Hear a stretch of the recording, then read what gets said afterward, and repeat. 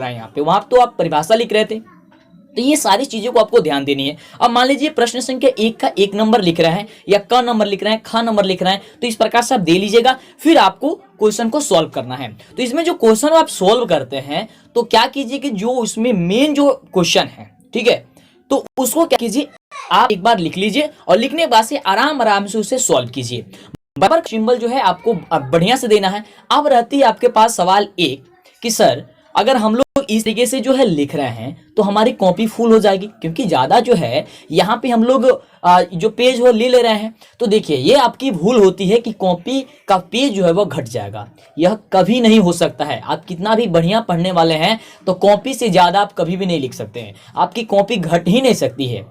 जब आप केवल प्रश्न का उत्तर दे रहे हैं, उसके अलावा अगर आप कुछ नहीं लिखते हैं तो कॉपी आपकी खत्म हो ही नहीं सकती है, क्योंकि ये सारी चीजें सोच समझ करके दी गई होती है।